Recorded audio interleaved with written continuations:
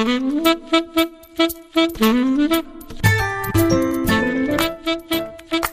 danse des mots, Yvan Amar.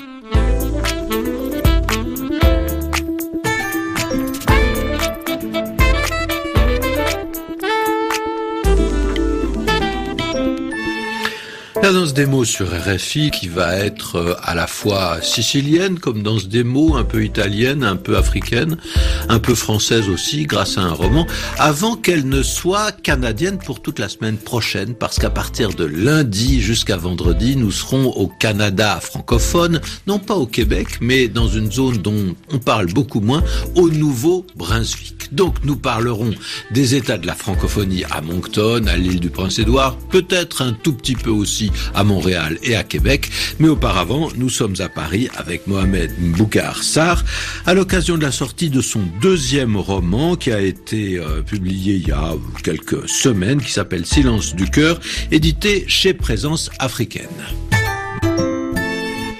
Bonjour Mohamed Mbougar Sarr, merci Bonjour. bien de venir avec votre Silence du cœur qui s'écrit CHO. EUR, c'est-à-dire que ce n'est pas le cœur qui bat, encore qui peut battre quand même, mais c'est un cœur beaucoup plus choral. Avec ce deuxième roman qui succède au premier, normalement, le premier qui était Terre Sainte, là aussi il y avait un jeu sur l'orthographe, Terre Sainte, C-E-I-N-T-E. Vous aimez bien ces jeux sur l'orthographe? Vous aimez bien justement qu'il y ait une sorte de clignotement entre ce qu'on entend, ce qu'on comprend et ce qu'on lit? Disons que je ne les cherche pas. Ils s'imposent d'une certaine manière. Le malheur serait que je devienne une sorte de titreur qui ne serait là que pour trouver des titres un peu ambivalents, polysémiques, etc. Mais le plus important, c'est que ça trouve sa justification dans le texte, et c'est ce que j'essaie de faire. Cependant, je ne peux pas nier que oui, j'aime bien que le titre d'un livre, à défaut d'annoncer ce que le livre va dire, en tout cas intrigue assez pour qu'on l'ouvre. Le paratexte, comme on sait, est toujours extrêmement important. Alors il y a un prétexte, il y a une anecdote, il y a une histoire qui est solidement ancrée dans l'histoire contemporaine, puisque dans votre livre, vous retracez une sorte d'odyssée. Je dis pas ce mot totalement au hasard d'ailleurs, d'un certain nombre de gens, 72, qui ont quitté les côtes africaines pour arriver sur les côtes siciliennes. Alors, qu'est-ce que vous voulez faire? Vous êtes romancier, vous faites de la fiction, mais en même temps, vous voulez un petit peu documenter, comme on dit, la situation actuelle. Vous avez un côté documentariste, plus que journaliste, mais il y a à la fois de la fiction et du documentaire dans votre travail, Mohamed Mbougar Sarr. Donc je me dirais simplement romancier, c'est-à-dire que j'essaie, d'une certaine manière, de documenter le détail d'une histoire contemporaine, qui est celle que je vis, à laquelle tout le monde assiste aujourd'hui, et je crois que c'est une histoire à laquelle aussi tout le monde aspire à comprendre quelque chose. Et cette compréhension, je crois, passe par un travail romanesque qui doit être profond, qui doit être fouillé, qui emprunte en cela au journalisme, il est vrai, mais qui a peut-être sur le journalisme l'avantage de pouvoir s'attarder sur le détail d'émotions, sur des personnages, sur des scènes, sur des dialogues qu'on ne voit pas forcément ou qu'on n'a pas le temps d'explorer lorsqu'on est un journaliste pris dans l'urgence de l'information à donner. Le romancier a en cela le privilège du temps, de la patience et parfois de l'ennui, autant de choses que j'ai pu vivre. Pourquoi l'ennui, Mohamed Mbougar Sarr? Parce que c'est une donnée, je crois, essentielle, non seulement à l'écriture, mais aussi à la compréhension du réel. Je crois qu'il faut pouvoir intégrer cette donnée-là, celle de l'ennui, au réel, parce que c'est quand même une dimension fondamentale de notre vie, et précisément de cette crise migratoire dont on parle beaucoup. Pourquoi? Parce que dans le petit village où je suis allé, en Sicile, les migrants, enfin, en tout cas ces jeunes-là, ces réfugiés que j'ai eu l'occasion de rencontrer, ils s'ennuyaient, ils s'emmerdaient ferme. Ils étaient comme des personnages du désert des Tartares de Buzzati ou du rivage des Sirtes de Grec. C'est qu'ils attendaient quelque chose dont ils ne savaient pas grand-chose, finalement. Oui, mais dans le rivage des Sirtes, ou bien dans le désert des Tartares, on attend une guerre. Alors on que eux n'attendent pas une guerre. Eux en tout cas, pas forcément. N'attendent pas une guerre, mais ils attendent un événement qui va bouleverser leur existence. Sauf que cet événement-là, ils ne savent pas quand il va arriver. Et à force de l'attendre, ils finissent par presque le perdre de vue. Et là, ils rentrent dans un ennui qui dit quand même beaucoup de choses. Donc c'est une vie entre parenthèses. C'est une non-vie d'une certaine façon. Ils ne sont plus là où ils étaient, ils ne sont plus dans leur lieu d'origine et ils ne sont pas encore arrivés quelque part. C'est ça. Une espèce de suspens du transit. De suspension, c'est tout à fait ça. Une sorte de correspondance, de transit, un moment où on s'arrête, où on attend de continuer sans savoir si, cependant, on pourra continuer ou non. Alors, vous inventez cette histoire, vous témoignez sur l'histoire contemporaine, tout cela se prépare. Mohamed Bougarsar, comment est-ce que vous avez travaillé sur la préparation de ce roman ? Est-ce que, puisque vous dites que votre travail de romancier ressemble, sans être exactement identique, à celui d'un journaliste, comment est-ce que vous avez travaillé en amont ? Alors, mon travail comme romancier se situe d'une certaine manière en contrepoint, arrive en contrepoint, je crois, au travail du journaliste. Contrepoint parce que ce roman, je ne l'ai pas du tout préparé comme un documentaire qu'on prépare, avec tout son matériel qu'on amène sur le terrain, avec tout un plan, par exemple, de personnes que l'on doit interviewer, etc. Je suis allé en Sicile, dans un petit village.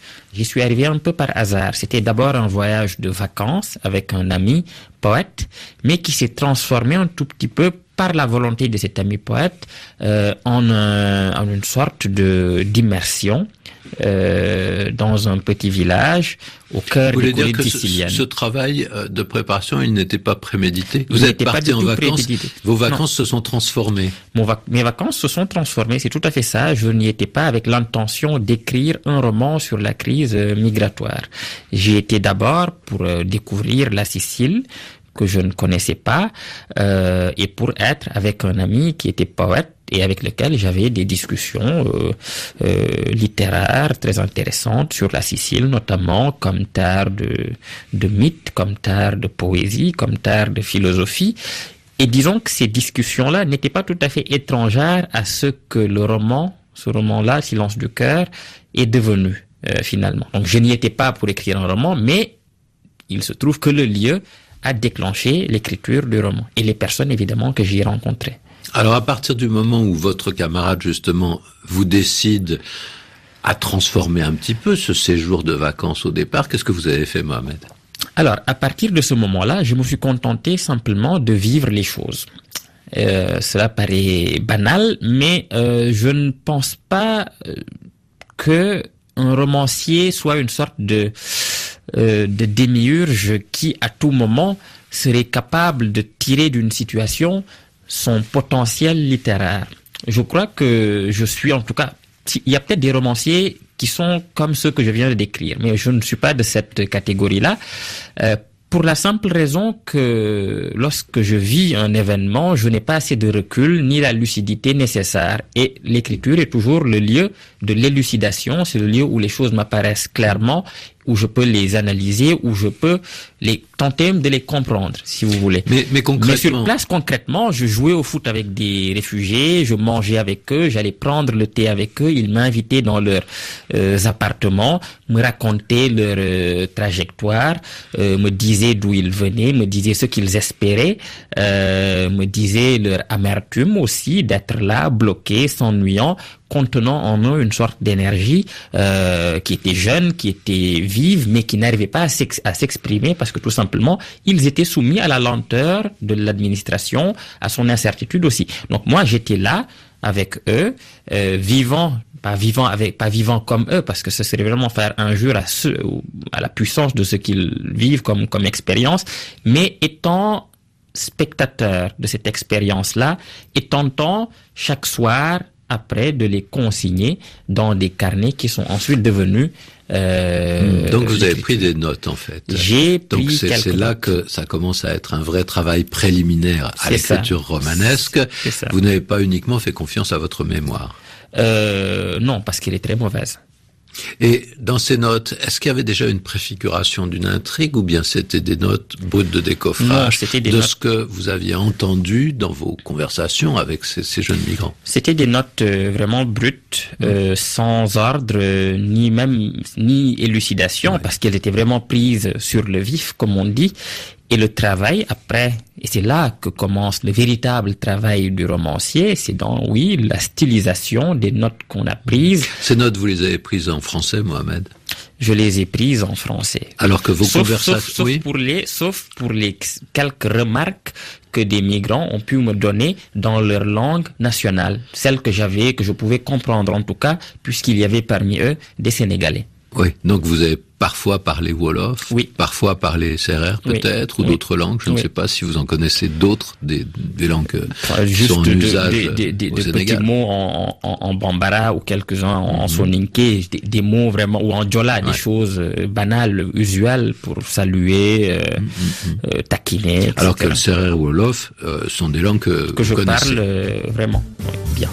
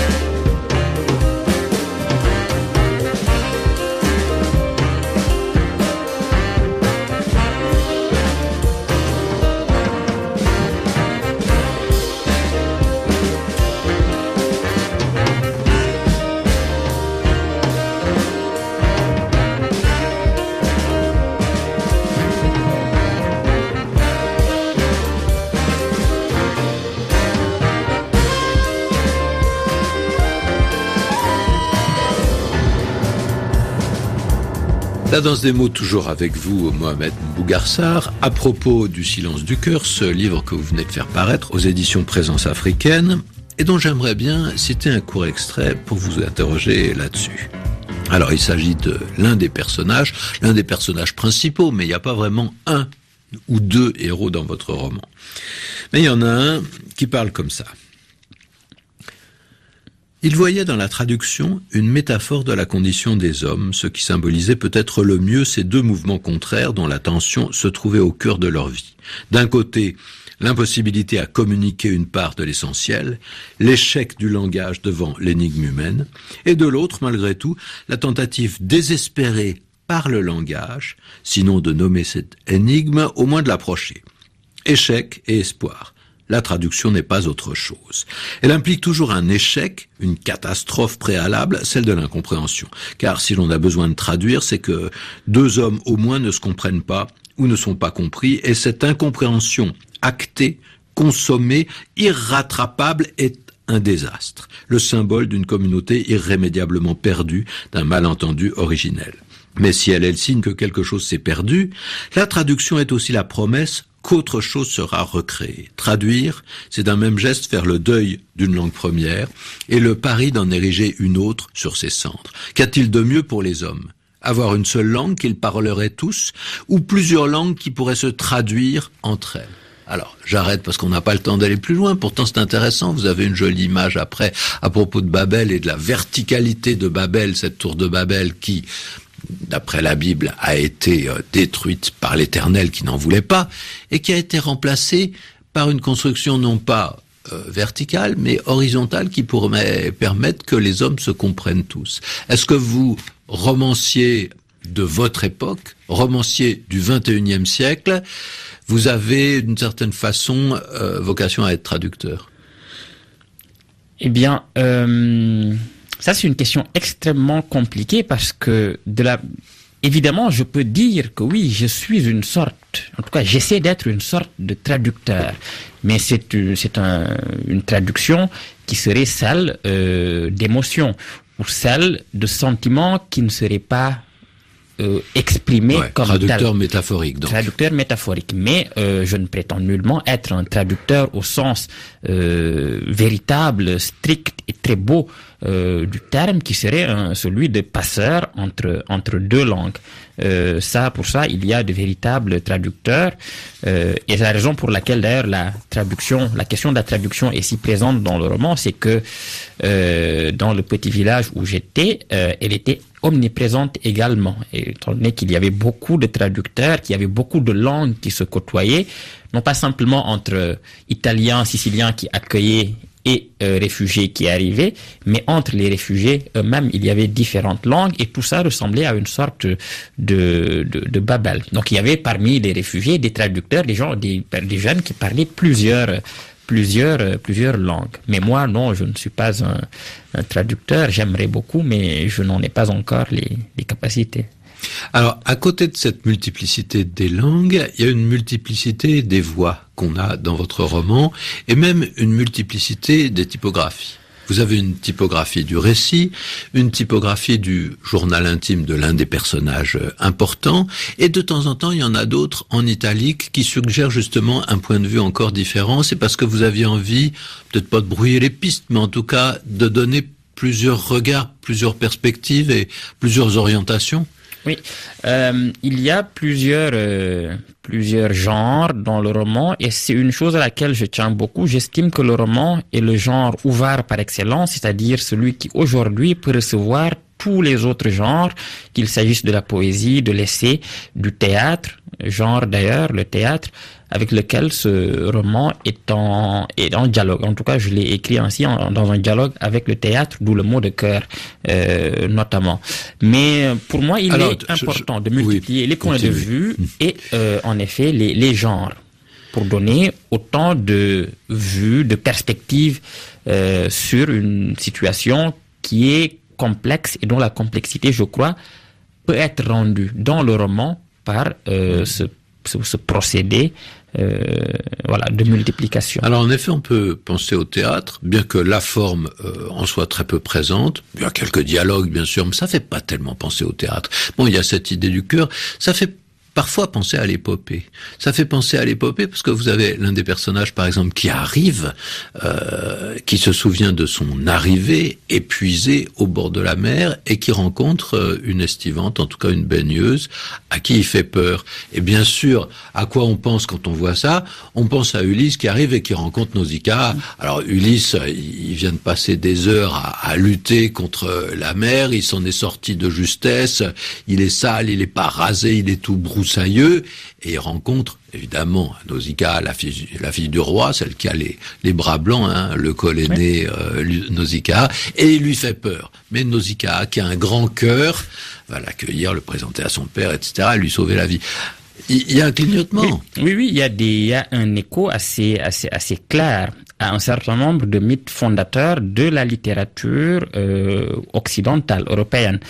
Il y a évidemment Ulysse, donc l'Odyssée, mais il y a aussi l'Énéide de Virgile, où un semblable épisode se reproduit avec Énée qui fuit Troie, avec complètement Anquise sur ses épaules, et Ascagne à son bras, et qui arrive et rencontre Didon. Ouais. Et donc, lui, il est parti avec son père et son fils. Voilà. Trois générations. Voilà. Donc, je crois qu'il est important sur cette question de la crise de retrouver d'anciens grands textes qui disaient d'une certaine manière pas la même chose. Ce n'est pas vrai.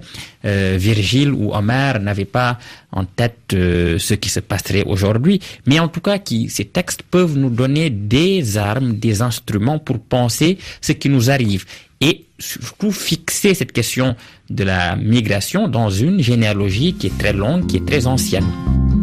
Chi fini brutta fanno I conferenti, chi di nascosto fanno I cantanti, si gridano chi mai si saponenti, pure la legge si caccia davanti, da mala vita su brutti guardati,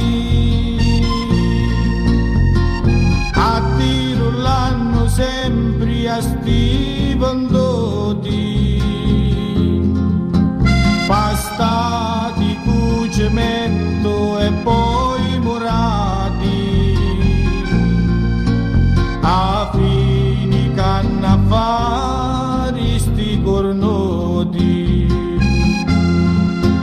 Quanto figli di mamma ruvanaro. Mohamed Bougarsar, merci encore d'être l'invité de la Danse des mots, puisque vous êtes venu pour nous parler du Silence du cœur, ce texte que vous avez fait publier récemment aux éditions Présence africaine et dont on disait tout à l'heure, c'est pas pour faire un jeu de mots un peu facile, mais que c'était un roman choral. En effet, le chœur, C-H-O-E-U-R, il est extrêmement présent dans la structure de votre texte. Tout de suite, vous avez voulu faire un roman qui n'est pas un héros qui prenne toute l'attention.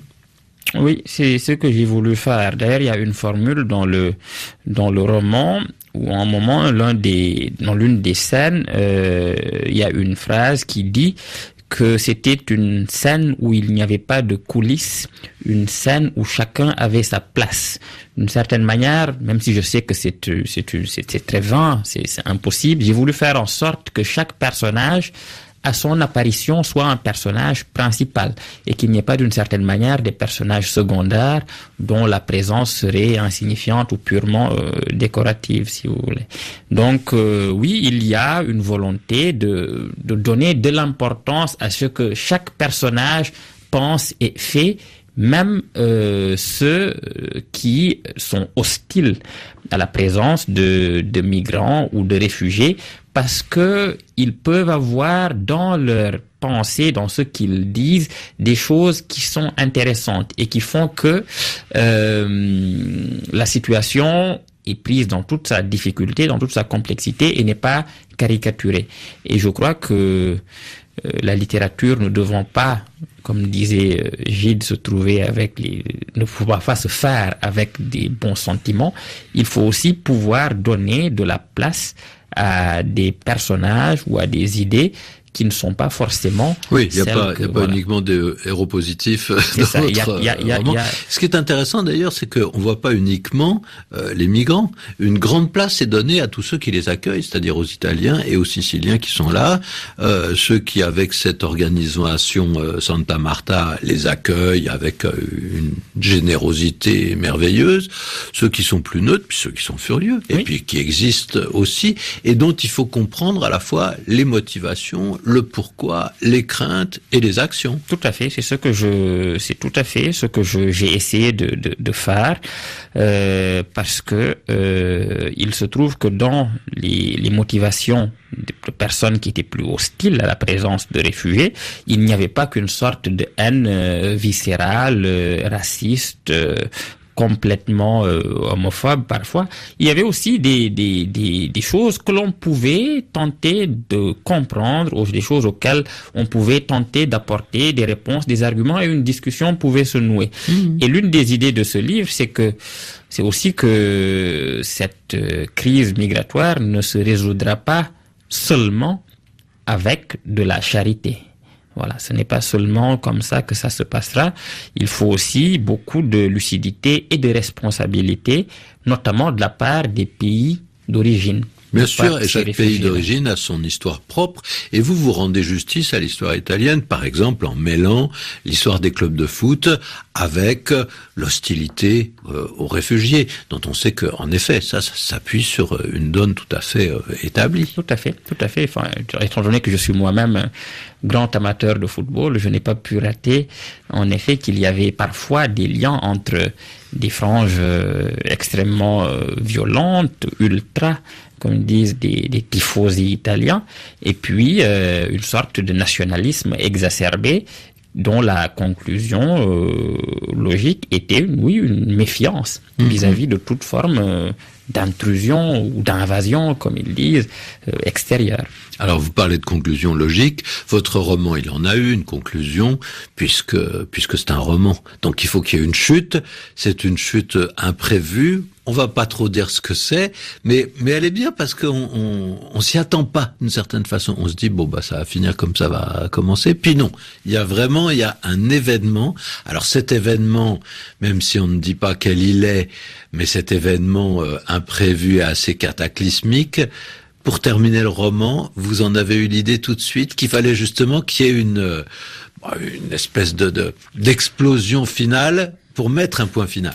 C'est une idée qui m'est venue très tard finalement dans le roman, mais je dois quand même dire que lorsque j'étais en Sicile, je pense que elle commençait déjà à s'infuser dans mon esprit, tout simplement lorsque je mesurais la sorte de déférence que les Siciliens pouvaient avoir pour leur terre, pour les grands symboles de leur terre.